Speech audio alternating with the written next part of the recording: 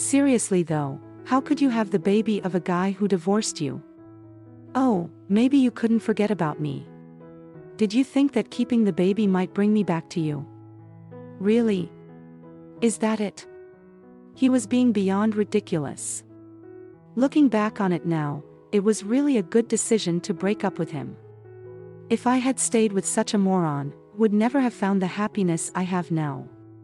Today I would like to talk about my unforgettable stained past and my rebellion. I am a 53-year-old housewife who takes pleasure in doing chores in a leisure manner while watching the news in the morning. I was 38 when it all started. I was living an ordinary life with my husband, Matt, but I started to feel a bit of uneasiness in our marriage.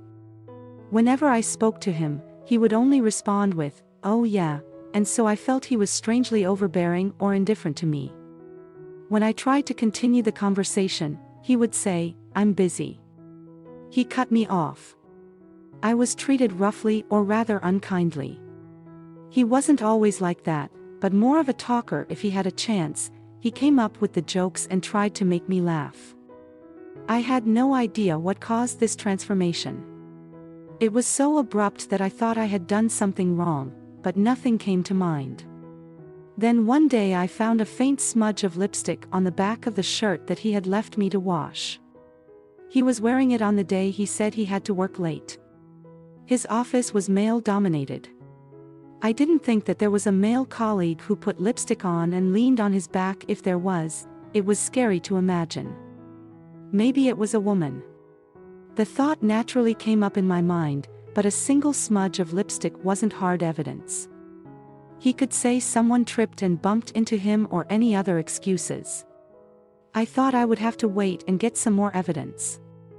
I carefully checked his behavior to see if there was anything unusual. Ironically, just by being a little more aware, I found a raft of evidence of cheating. For example, when we were in bed at night, he always needed to go to the bathroom around 2 a.m. I had never suspected it before, but it seemed that he was on the phone with a woman at that time. I once saw a long hair coming out of the inside of a suit. I also found a trace of what appeared to be lipstick on his handkerchief after a closed inspection. The final nail in the coffin was when I borrowed his car for the first time in a while. It was a lip balm, unless he was a fan of colored lip. I thought it was going to be the most exculpatory evidence ever. Married for 10 years. I felt the frustration of losing him to some random woman and the despair of not wanting to be alone. My love for him started pouring out. I wondered if there was really no way to start over. Was there anything I could do to make him come back to me? Was there a way to make him fall in love with me again? Just as I was twisting my brain, my suspicion of pregnancy came to light. I thought the timing was a gift from God. We had no children. The cause of us infidelity was that we were stuck in a rut. If so, the pregnancy might have been a chance for him to change. I gave him the news with hope. However, he said, "No way. Give me a break. What a pain in the ass. Let's divorce." I couldn't believe my ears. Well, now that I think about it, I guess I was too naive. It was rare that a husband who was cheating on his wife straightened up and became faithful all of a sudden. It only happened in movies. Despite all that, I believed at the time that we still had a chance. We had known each other for a long time. After all, how dare you, it's your baby. I'm sure the baby is better off without a father like me. And you already know, don't you? My heart skipped a beat when I saw the smirk on his face. I am having an affair. I had planned to use the pregnancy as an opportunity to reconcile a relationship without acknowledging his adultery. I felt as if I had been pushed off a cliff. I thought that if the affair came to light, the marriage would become strained and he would not come back. It was mother naive part. I wanted you to find out. So I did everything I could to leave evidence, but he didn't say anything at all. I'm getting tired of it. What do you mean? I've been waiting for you to tell me no way you're cheating on me. I want a divorce. Don't make it harder on me. You are joking, right? I won't go through all this trouble just for a joke. I have a cute 24-year-old girlfriend right now. I have no use for a 38-year-old who is going to get that from pregnancy. He continued to say, I can imagine you becoming like Eric Hardman. He left hard by himself. It wasn't funny at all. Here, I'll pay you alimony or whatever you want, sign them. He presented me with the divorce papers. I cried for 3 days and 3 nights. When I noticed that he stopped coming home, I finally made up my mind and went to see an attorney. 5 years have passed since then. I was afraid of being alone at an old age, but I fortunately remarried my childhood friend Larry, who was also divorced. We were living modestly with our child. Larry's ex-wife had been unfaithful and he went through a hard divorce as well because we had been through similar pain. I felt very comfortable being with him. He took me out to a fancy restaurant for a wedding anniversary and gave me a nice gift for my birthday every year. He made sure that I knew he loved me. I prayed that those happy days would go on forever and welcomed another wedding anniversary. It was supposed to be a pleasant dinner at the usual upscale restaurant. Oh my God, it's Dawn. It was Matt who frowned when he saw me. Why are you here? I couldn't help but show my dismay. What a tragedy. I happened to run into him as he came out of the restroom. I am entertaining my client. I am busy, unlike you. Just hanging around carefree. He suddenly looked behind me and came up closer to me. Oh, so you had my baby. That's disgusting. He pulled up the boy's hand and said something outrageous while staring at him. Seriously, though, how could you have the baby of a guy who divorced you? Oh, maybe you couldn't forget about me. Did you think that keeping the baby might bring me back to you? Really? Is that it? He smirked while he pulled the boy's hand and spun him around on the spot. The boy's face gradually became red and scrunched up. Ah, he wailed. I am being kidnapped. I'm your daddy, little boy. Mommy's right there. He's stupid just like you, isn't he? At that moment, a man around 6'3" tall appeared from behind and grabbed Matt's arm tightly. The boy is mine. Huh? Matt's confused expression almost made me laugh. Is this your new husband? I kept my mouth shut. I don't know what you're talking about. But you don't think you're going to get away easily after making my son cry, do you? The tall man glared at Matt's heavily tattooed arms were on display from his oiled-up sleeves. When Matt noticed them, he instantly became pale. No. Hey, Dawn, stop your husband. She's not my wife. What? Matt was confused again and looked back and forth between me, the man and the crying boy. Then who is this boy? Before I knew it, Matt had his arms held behind his back by the man. He's a suspicious man who repeats crazy things. Someone get the staff.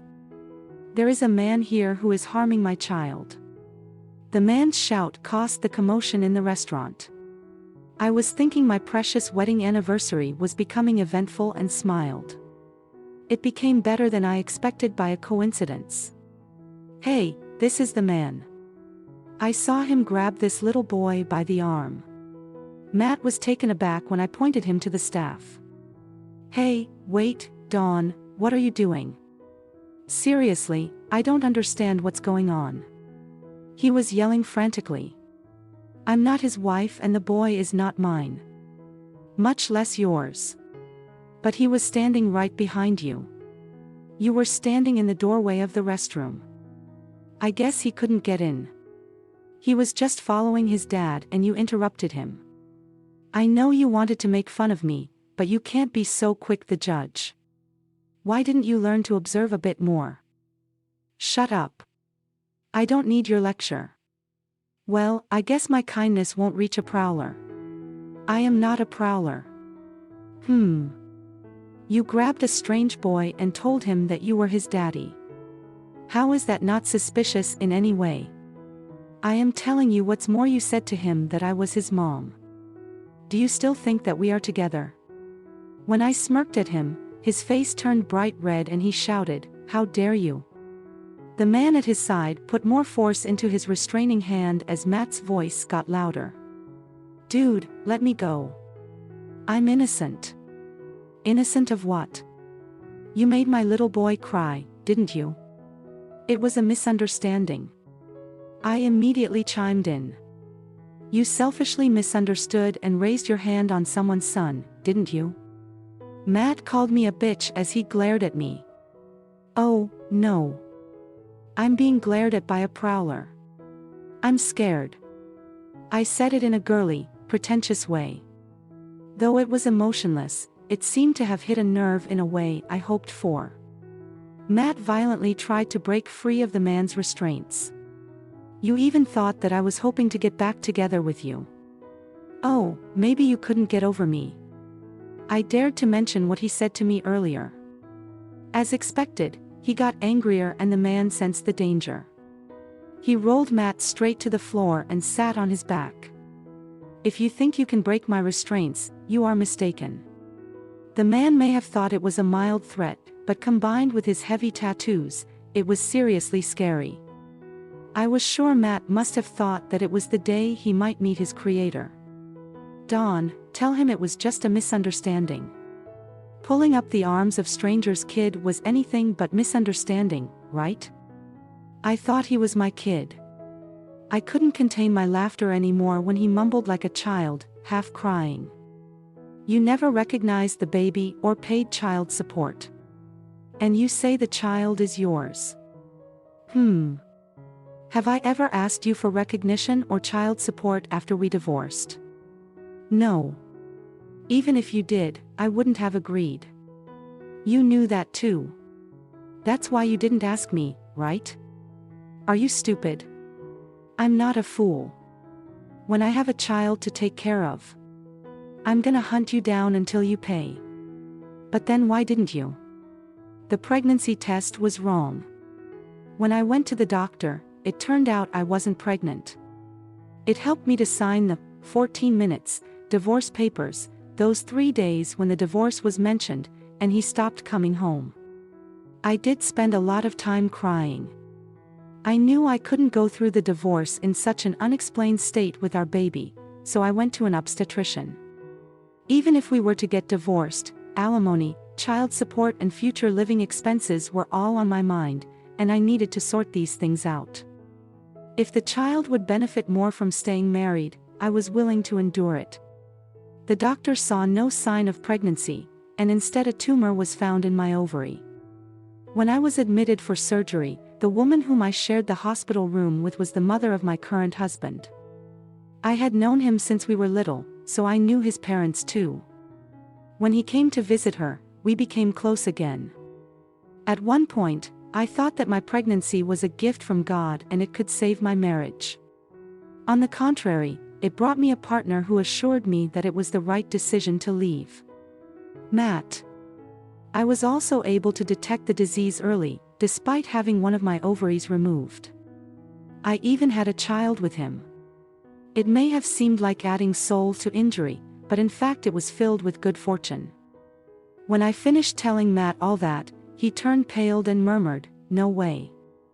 I was dumped by my girlfriend." Needless to say, I laugh at him. Well, I didn't think that young girls wanted to deal with such a middle-aged man who was getting older and older. At that moment, police officers showed up. Apparently the staff had called them. Matt received a stern warning from the police. The misunderstanding was cleared, and he sincerely apologized to the boy's family. The incident was solved without a criminal charge against them. The police seemed to really scare him to the point of changing his attitude. I've received an apology from him as well. He didn't know where I lived, so he went to my parents and showed his remorse. He apparently realized that he was wrong for leaving me in the worst possible way. He was getting older, was dumped by his girlfriend, and no one wanted to be with him anymore. He was completely broken down by the whole affair and felt lonely with no one to comfort him. Well, I didn't care if he apologized. I continued to ignore him if I hadn't bumped into him there. I never really thought of him. Anyway. Incidentally, Larry noticed that I was gone for a while and came to check on me that day. He thought that it may have been the first and the last chance for me to get back at Matt. He dared to watch the situation from shadows. Of course, I was going to jump out if anything happened, but the man who was holding him down was so strong. He said he went to school in New Zealand and was a rugby captain. Wow. There was no place for me then. He was so scary. I thought he was a member of Hell's Angels. He started chucking, which made me laugh too. Normally, I would have thought he wasn't manly. But he didn't need to be involved in my ex-marriage matter. It was something I should have solved by myself. I realized that I didn't have the strength at the time of the divorce. My actions were to divorce Matt as he wished, and to receive the market breaker alimony from him. I knew that reality didn't always work out like in movies. There was no way I was going to demand an unbelievable amount, and I also had lost the power to resist. I was finally able to speak up to Matt with unwavering determination. I thought that I became stronger in a real sense. I could really focus on Larry and my child after that. Interestingly, our wedding anniversary that year marked a new beginning in my life. Larry has transitioned into a freelance architect, and I have happily left my part-time job to embrace the role of a relaxed housewife, enjoying the benefits of a doubled income. When I ask my somewhat rebellious, pubescent daughter to do something, she may complain, but when I don't, she quietly lends a helping hand. Larry and I have decided to keep our daughter's irresistible teenage rebellion as a little secret. Given that I gave birth at an advanced age, we only have one child. The presence of the three of us, along with our 2 dogs, fills our home with joy and cheerfulness. Although Matt and I faced challenges in conceiving, with Larry, I was fortunate to become pregnant even with only 1 ovary.